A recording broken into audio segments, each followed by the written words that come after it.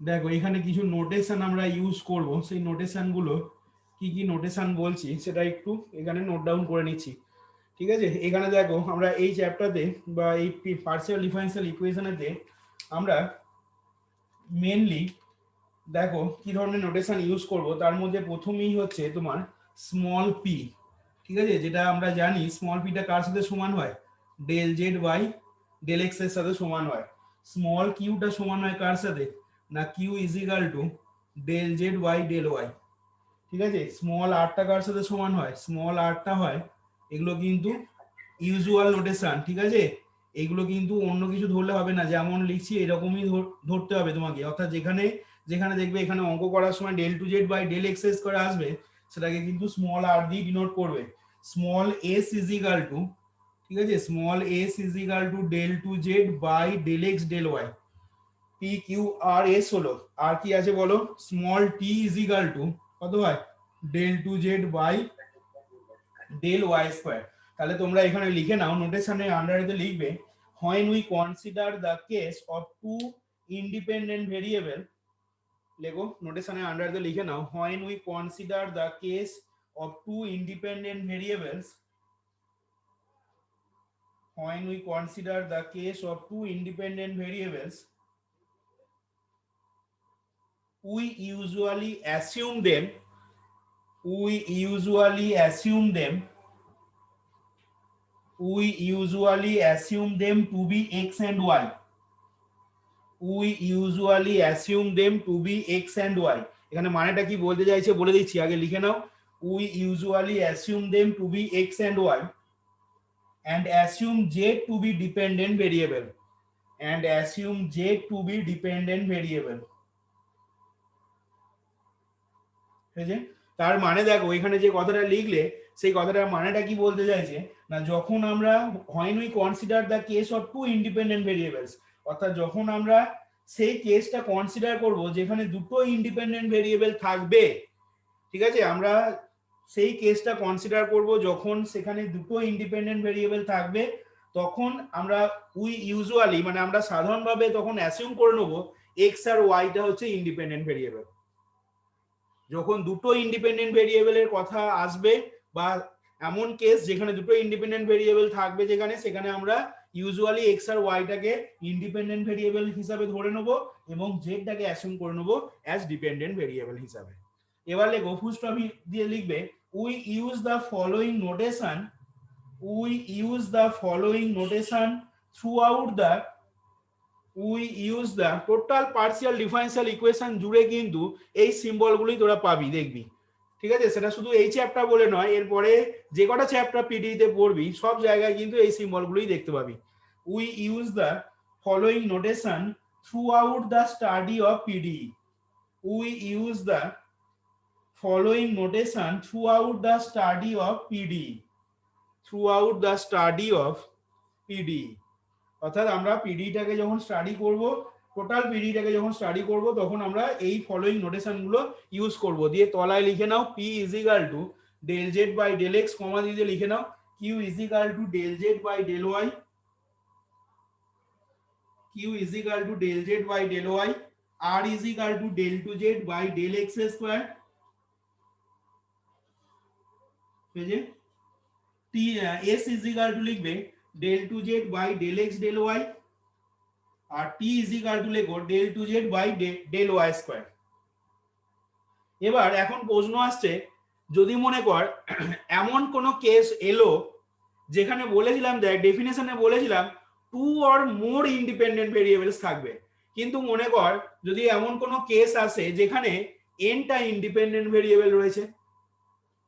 এখানে আমরা এইখানেতে কি বললাম, না এখানে আমরা বললাম দেখ আমরা সেই কেসটা কনসিডার করছি যেখানে দুটো ইন্ডিপেন্ডেন্ট ভেরিয়েবল থাকবে, তখন আমরা ইউজুয়ালি অ্যাসিউম করে নেবো এক্স আর ওয়াইটা ইন্ডিপেন্ডেন্ট ভেরিয়েবল এবং জেডটাকে ডিপেন্ডেন্ট ভেরিয়েবল হিসেবে অ্যাসিউম করব। কিন্তু এখন আমার প্রশ্ন হচ্ছে যদি এরকম কোনো কেস আসে যে যেখানে এনটা ইন্ডিপেন্ডেন্ট ভেরিয়েবল রয়েছে এবং সেই এনটা ইন্ডিপেন্ডেন্ট ভেরিয়েবল মনে কর সাপোজ যদি ধরে নিই আমি x1 x2 x3 dot dot দিয়ে xn, তাহলে সেক্ষেত্রে নোটেশন গুলো তখন কি হবে বলতে পারবি?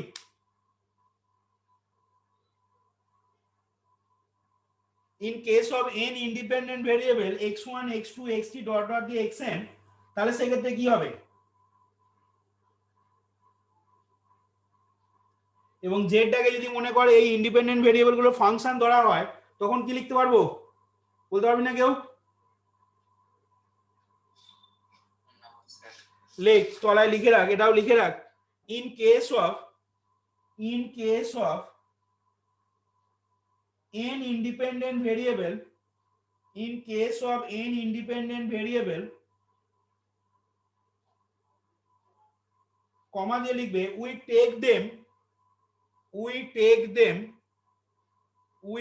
them to be x1 x2 x3 dot dot the xn, we take them to be x1 x2 x3 dot dot the xn, and z is then regarded as dependent variable, and z is small z লিখবে, and small z is then regarded as the dependent variable, comma দাও, then in this case, and z is then regarded as the dependent variable, comma দিয়ে লিখবে, then in this case we shall use the following notation, then we shall use the following notation, then we shall use the following notations, then we shall use the following notations দিয়ে তলায় লেখো small p1 is equal to del z by del x1, কমা দাও, small p2 সমান del z by del x2, কমা দাও, small p3 সমান del z by del x3, comma dot dot দিয়ে লিখবে pn সমান del z by del xn, বুঝলেন? Dot dot দিয়ে শেষটা pn লিখবে, p1 p2 p3 লেখো, দিয়ে ডট ডট দিয়ে pn ছোট হাতে p সাফিক্সে n সমান pn সমান বললাম del z by del xn। এবার লেখো sometimes the partial differentiation are also denoted by, sometimes the partial differentiation are also denoted by, sometimes the partial differentiation are also denoted by making use of suffix x, sometimes the partial differentiation are also denoted by making use of suffix x, অর্থাৎ suffixes use করেও কিন্তু আমরা partial ডিফারেন্সিয়েশনটা denote করি, যেটা তোরা দেখেছিলি কোথায় বল দেখি না, যখন তোরা ফোর্থ সেমিস্টারে ফাংশন অফ সেভারাল ভেরিয়েবল চ্যাপ্টারটা পড়েছিলি, তখন দেখ মনে করে এইরকম সিম্বল তোরা দেখেছিলি, যেখানে ইউ এক্স মানে কি হতো বল দেখি, del you by del x, মনে করে দেখছিল। ইউ এক্স এক্স মানে কি হতো বল দেখি না, del square U by del X square. কি রে, পড়েছিলি তো ফাংশন অফ সেভারাল ভেরিয়েবলেতে? ইউ সাফিক্সে এক্স ওয়াই মানে কত হতো বল না, ডেল টু ইউ বাই বল del x del Y.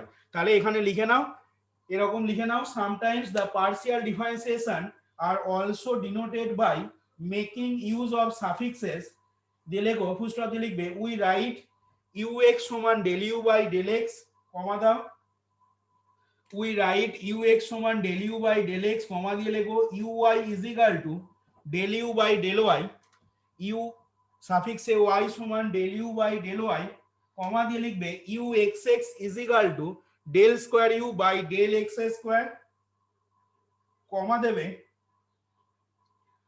U সাফিক্সে X Y is equal to del two U by del x del Y, etcetera বলে ছেড়ে দাও, বাকিগুলো আর লিখলাম না। ইউ সাফিক্সে X Y is equal to del two U by del x del Y. তাহলে দেখো এইখানে আমাদের নোটেশনের পার্টটা, এখানে পিডিতে আমরা নোটেশন গুলো কি ইউজ করব সেই জিনিসটা দেখো আমরা এই টপিকসে আমাদের বলা হলো। দেখো এবার এই পার্টটা একটু পড়ে দেখে নাও ভালো করে, বা এখান থেকে যদি কোনো কোশ্চেন থাকে বলো এরপর।